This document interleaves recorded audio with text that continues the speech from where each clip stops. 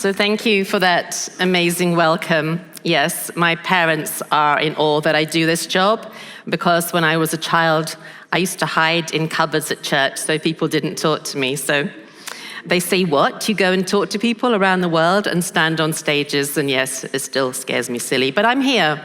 And I'm here to talk about a culture of care, creating a care culture, because this is something that I'm so passionate about. How do we make God's love real in our churches? And I wonder, for you, can you remember a time when you were particularly cared for by somebody?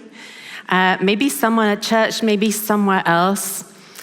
Several years ago, my retina detached, which is a pretty scary thing to have happened when you suddenly realize that one of your eyes is slowly going black blind.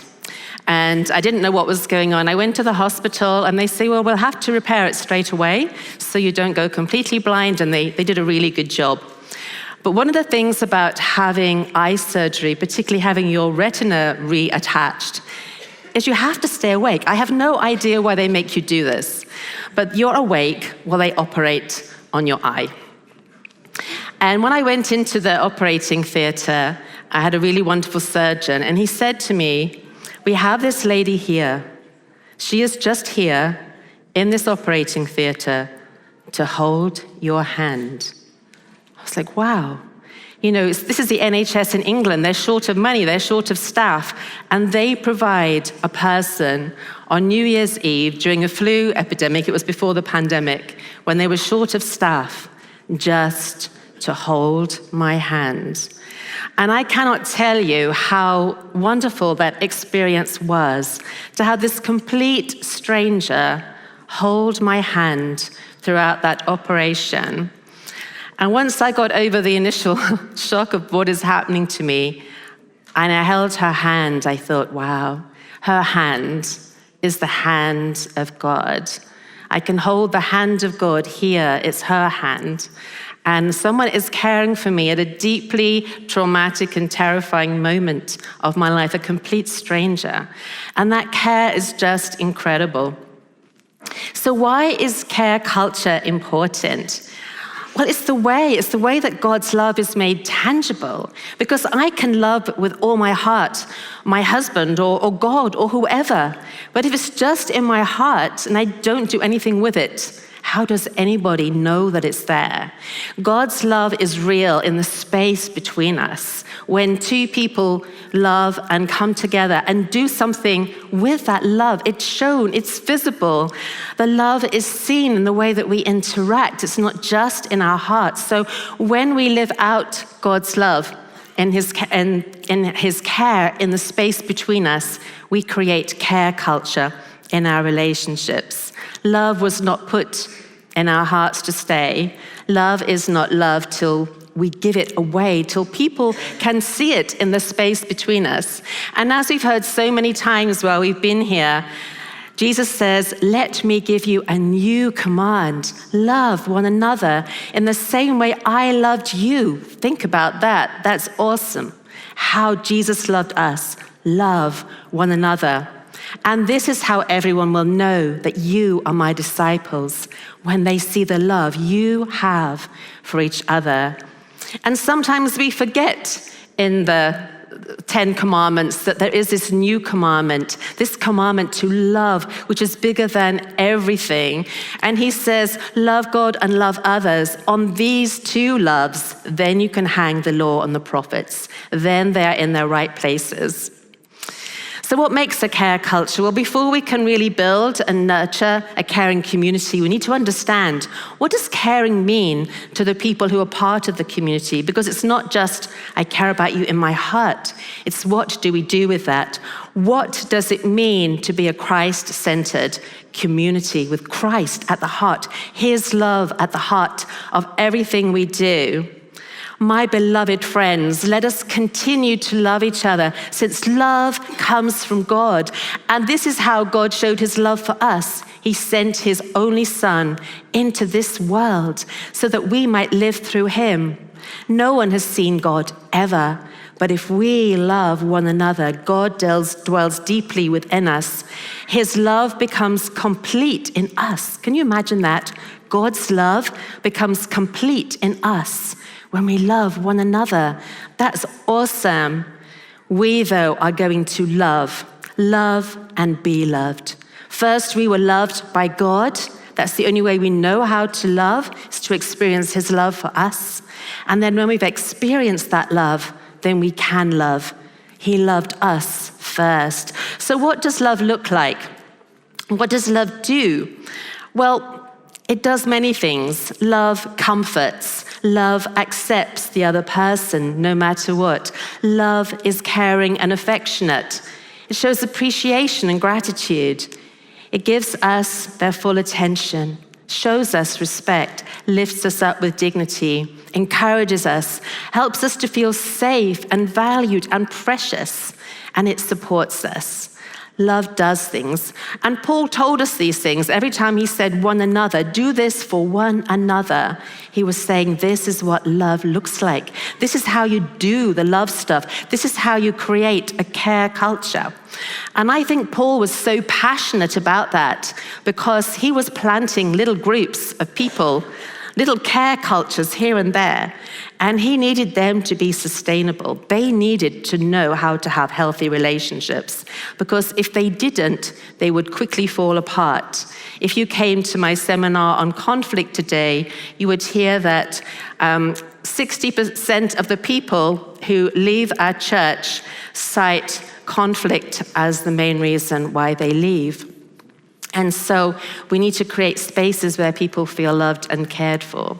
And the opposite of love is not hate. It's actually loneliness, disconnection, feeling all alone. Instead of being comforted, we hurt people and judge them. We reject them, abuse them, criticize them, ignore them, shame them, discourage them, make them feel afraid, put them down, and abandon them. And they're all the things that do not belong in a care culture. They do not have any part in the care culture, the love of Jesus culture in our lives. Whenever we connect with love and do one of these things on the far side, it's like a strand goes between us and we are joined. And as those strands connect and we do more of those things, our bonds become stronger. But if someone does something on this side, it's like they take a huge pair of scissors. They cut all those bonds. We have to start all over again, and it's much harder the second time. So one way of understanding this also is we have what I call, this is what I made up, this compassion cycle. And we know that when people care for us, we feel cared for, that oxytocin, dopamine, lovely, glowy hormones are released into our body that help us to feel loved and safe and joyful and peaceful and all those good things.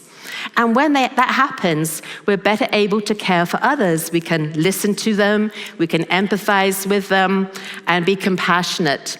So as we care for others, then they also experience this wonderful hormone release, and they're better able to care for us too. And so we have a cycle of care, and as we bless and care each other, that cycle can grow. As we show care, we enable other people to show care.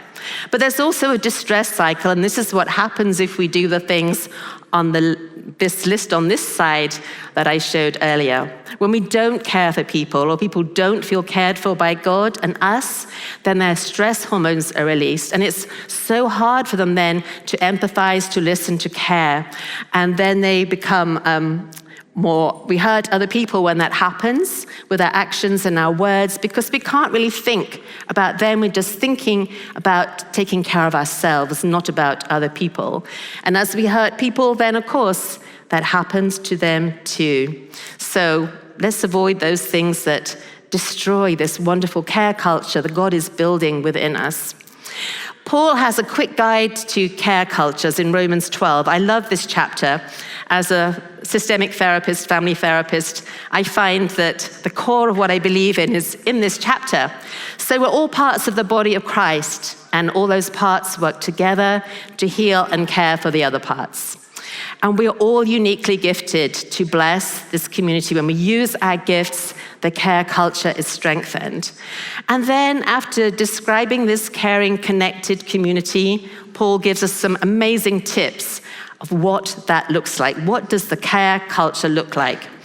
And so in Romans 12, 9-18, he says, love genuinely, love from the center of who you are. And when we are filled up with God's love, when that's the love in our hearts, then that will pour out naturally into the relationships around us. So God's love pours into us so that we can love others authentically.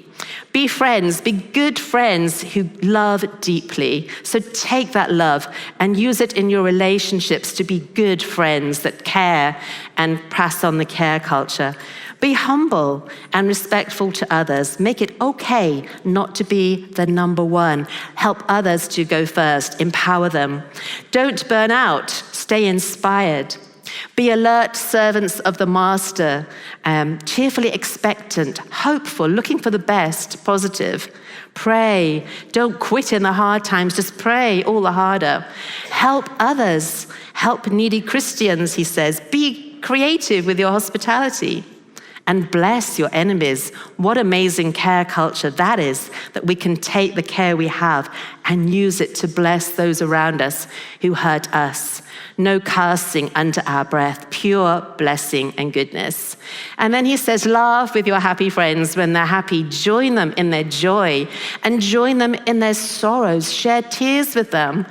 If there's nothing else you can do, just sit with them. I have sat with people and just cried because there were no words. And when you think about Job's friends, they were great comforters when they were quiet. When they opened their mouths, they made a big mess of it. So just being still with people who are sad, crying with them, letting them know you care and they are not alone is an amazing expression of God's love. Make friends with nobodies. Don't be the great somebody. Don't hit back. Discover beauty in everyone because every single person is made in the image of God and we can look for the wonder in them.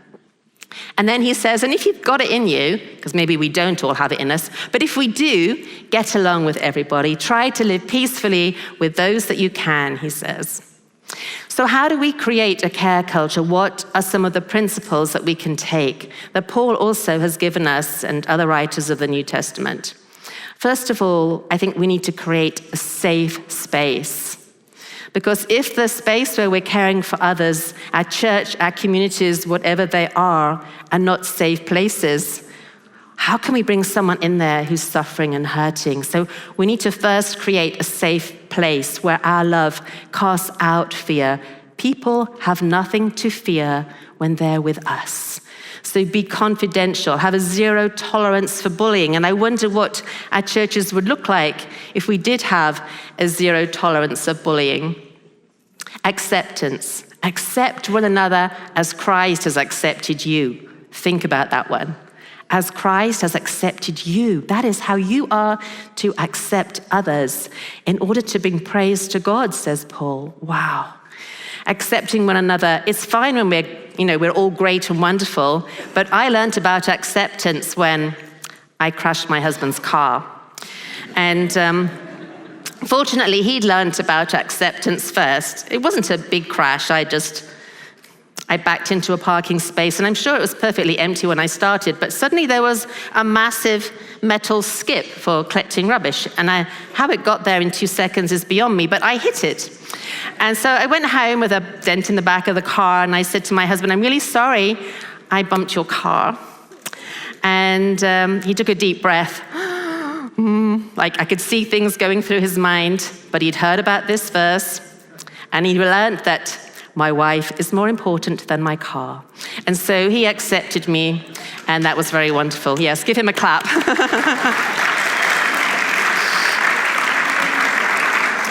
And I am so grateful he learned that lesson. So welcome diversity and accept those with messy lives and even those who bump your car, because we accept one another as Christ has accepted us. And then respect one another. Honor one another above ourselves. And I love this, how Paul says it. Above yourself. Because if we treat people as if they're just a little bit higher than us, and we look up to them and honor them, then we all get lifted up. But if we start to look down on people, then we all get dragged down. So show respect for different ideas, opinions, personalities. Show empathy. This wonderful verse about rejoicing with those who rejoice and mourning with those who mourn. Show that you care for people, that you understand their feelings, listen to them, and share in each other's ups and downs of life. Because when that happens, we feel truly cared for. When people come and sit with us in our distress and rejoice with us when we celebrate, we feel cared for, connected. Focused attention. Everyone, says James, should be quick to listen and slow to speak. And when we really listen to people, it's an amazing gift that builds a care culture. People feel special.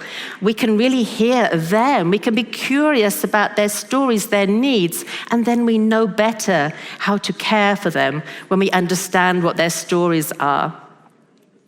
Kindness. Love one another as I have loved you. This is one of the most powerful character strengths that there is, because when people are kind, then all sorts of other good things fall into place. Love one another as I have loved you.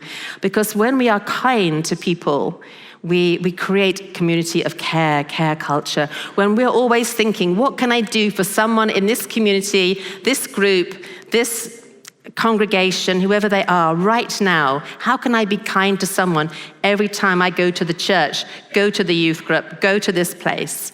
So we can spread kindness because it's such a gift of love. Support and help one another. Paul says, bear one another's burdens. So don't let people struggle alone. Do things in teams, because when people feel unsupported, they often feel unloved, they feel discouraged, they want to give up helping. But if we come alongside and help people who are struggling, then it's so much better when we do those tasks together. Appreciation. Thank the people around you. And every time we thank someone, we feel happy, and so do they, which is an amazing gift.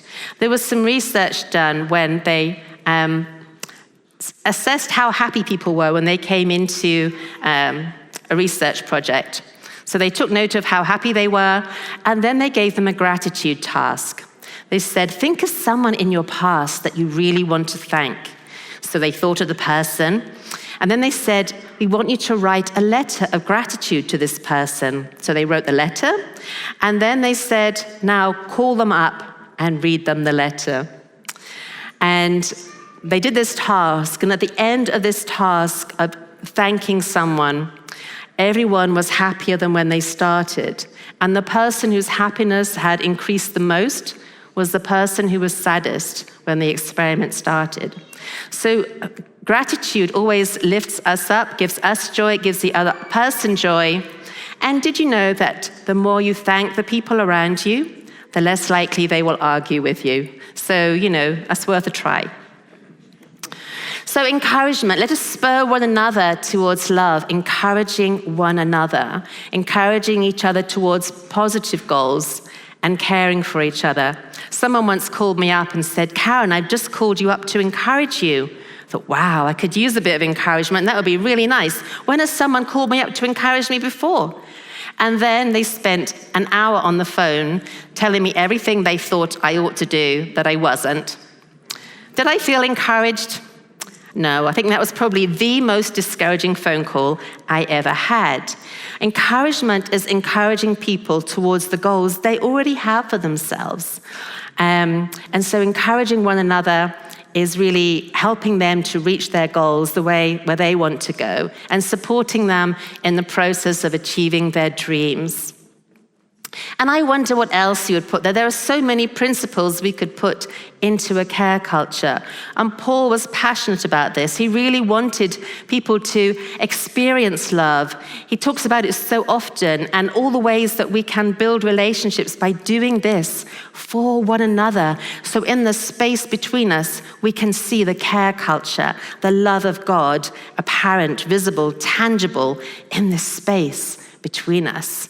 So what other values would your group suggest? You can ask them, what should we put into our care culture? How can we create care culture right here, where we are, in this youth group, in this church, in this community, in this town?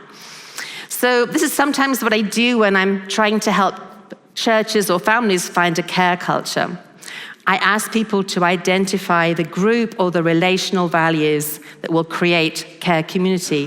What do they think makes a care community?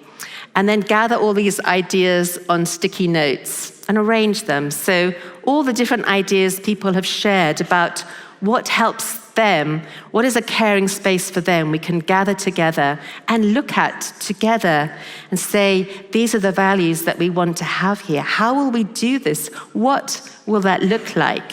And then explore the group's shared values, study them together, explore what the Bible says about them, explore even what research says about them, because research today is highlighting many wonderful things about values and character strengths and positive emotions and gratitude and wonder and things like this.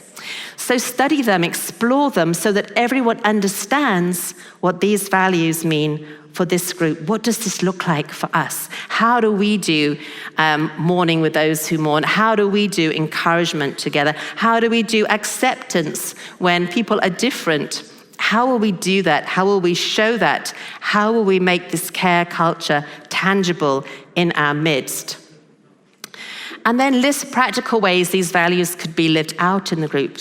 So how will we show thanks to each other? Maybe we can send texts or notes or letters or tell each other, send funny kind of messages about gratitude, find creative ways to share your thank yous. So think about each of those values and think about all the different creative ways that you could make them happen in your group. Be creative together. So I'm sure in your groups you have lots of people who love all kinds of creativity. Encourage them. Make videos, posters, poems, songs, write about, explore, visualize these different values so that we can learn more about them by the different ways that we see them and experience them and express them. And when your room is surrounded by these creative pictures and artwork celebrating these values, new people coming into that group can see what you have already done, what the posters say about how we do this for one another, why it's important. Make it fun, make it inspiring, so that people are surrounded with the values that help to sustain a care culture, and we don't forget what they are, because this can inspire the group to keep going. And when new people come into the group, explain the care culture to them, explain how you work together to show care for one another, and ask them, and what would you like to contribute to this? What are your ideas for our care culture? What can we do differently to accommodate your needs for care so that you feel cared for here with us? And so people realize they also have a voice in creating this care culture. So I wonder what other ideas you have for growing the care culture amongst the young people in your church. How can you explore the values of the kingdom values of the care culture, so that your young people are really filled with them and inspired by them, and see the amazing power of creating this very different culture of care that is so different from the hurting, broken society around them? And what will happen if your young people grasp the vision for this care culture? How will they live in your church? What will they do differently when they are living in a care culture that they want to share with others? How will they then care for the people in your church? And will the other people catch the vision for care culture? How will it spill out from your community into others? And how can you take this care culture and spread it wide in your community, finding pockets of brokenness and hurt, taking those amazing values and investing in situations where you can make a loving difference, where your youth group can bring a tangible, three-dimensional picture of God's love into the broken communities where you are. People can see God at work, hear him at work, feel him, taste him, and just experience him through the way that your youth group may care for those in the community. There are some things that we can do as leaders to help support and sustain a care culture in our young people in our churches. I believe we need to train youth, especially in the skills for healthy relationships, because there are so many unhealthy relationships. I think this needs to be a real priority in our ministries, that we help our young people to have healthy relationships, because they hear and see so many broken pictures of relationships around them. And when we give them the skills, they will then know how to care better for others. Teach them about compassion, power in their lives. Teach them how to manage their conflicts so that they can help people become united and not broken apart. Teach them those skills. When I was working in Scotland, I worked a little bit with the Scottish Centre for Conflict Resolution, which was run by the Cyrenians, a Christian-based organisation. And they were also influencing another group, and they trained 8-year-old children to be peer mediators in their schools. So school children who were having a bit of an argument together would come to their 8-year-old classmates who'd been trained, and they would sit down with this couple of kids that were having a problem, and they would help them to mediate, to talk through what was wrong, how they were hurt, what their hopes were, and find a way to reconnect. And as they grew up, I talked to a 16-year-old who'd been trained in that years before, and he said, "My life is so much happier as a teenager because I know how to manage my conflicts well." He said, "You know what? I even helped sort out my parents' conflicts." And he said, "My life is much better because I know how to bring peace rather than to have conflicts and fights."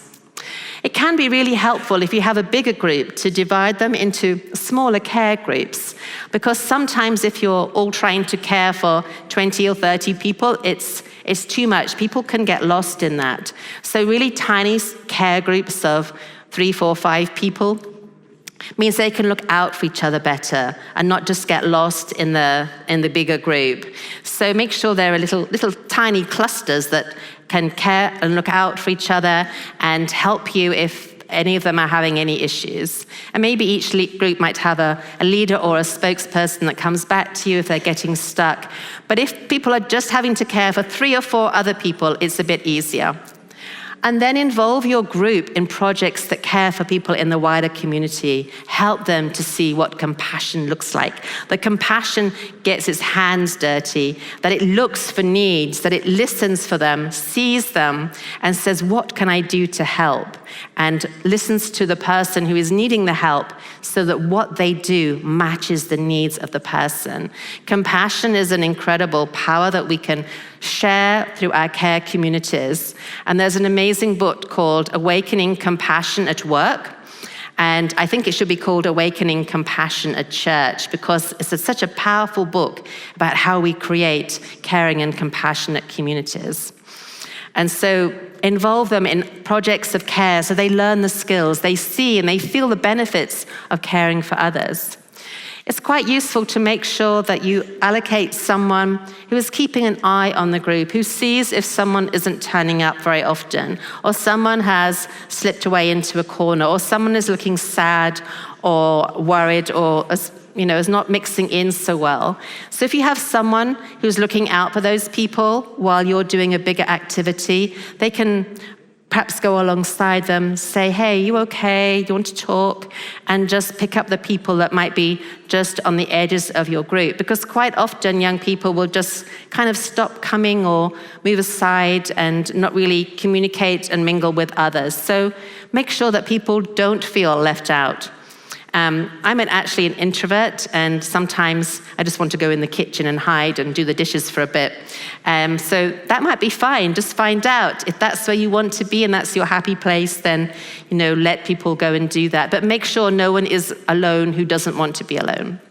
Then obviously use your social media to stay connected with the group, and make sure that the social media is used to care, connect, share positive emotions, and not messages that will hurt, tear down, discourage, abuse. Make sure you have some good caring values that manage how the group communicates in that way.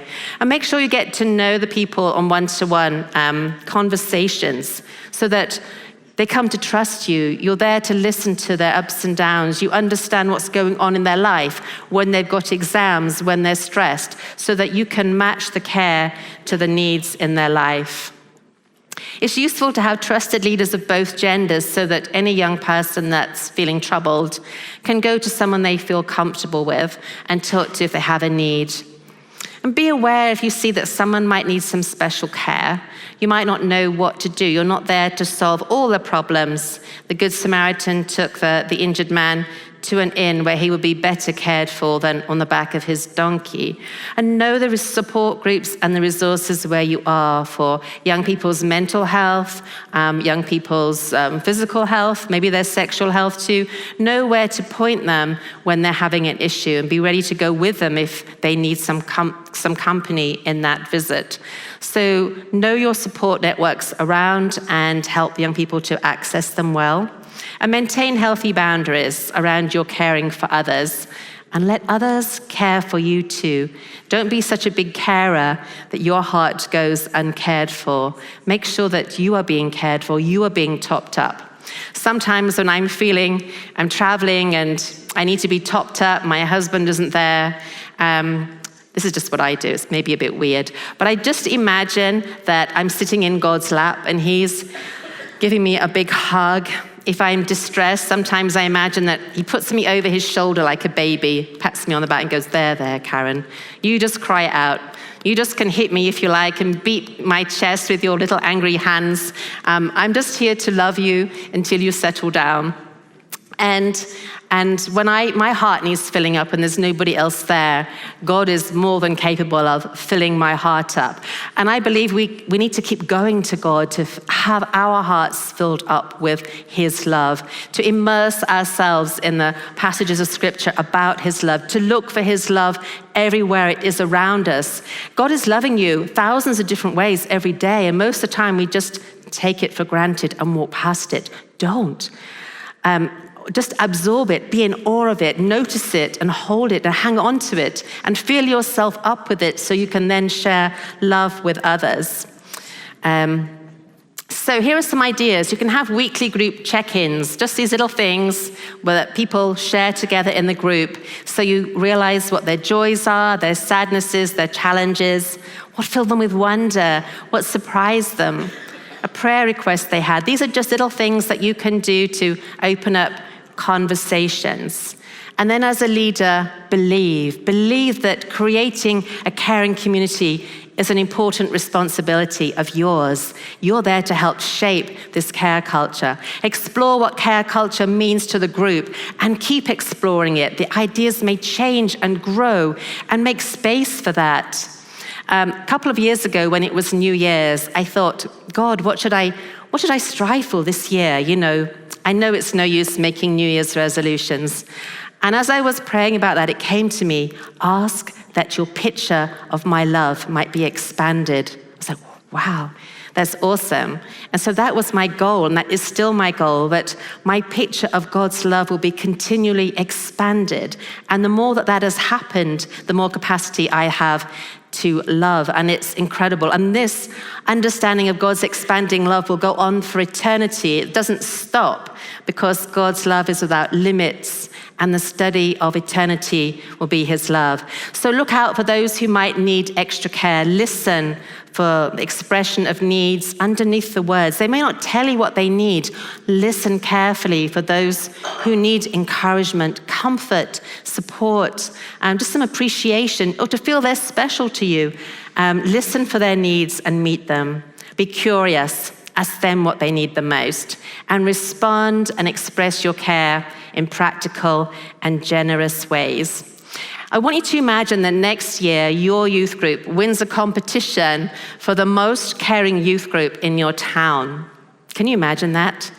that you're going to be presented, the mayor's going to present your youth group with a trophy for being the most caring youth group.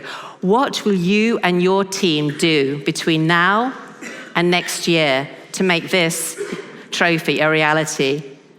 And what would be stopping you? What's in your way of becoming a caring community that cares for others? What are the obstacles that you need to overcome? And I want you to imagine like the song. And imagine is one of my bosses, Daniel Duda's favorite words, just imagine. Because when we imagine, our thinking is expanded, our hearts are expanded, our wonder is expanded beyond the little bit that we see, and we have new ideas. And God's love is pouring down on us all the time. He's just showering us with love. He's extravagant. Let us not be umbrellas, holding umbrellas over people's heads so they can't experience God's love.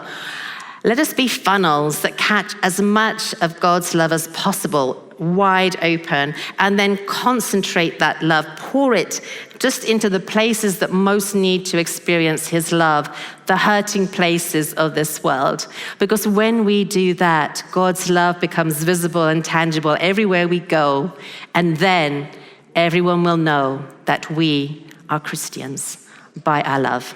Amen.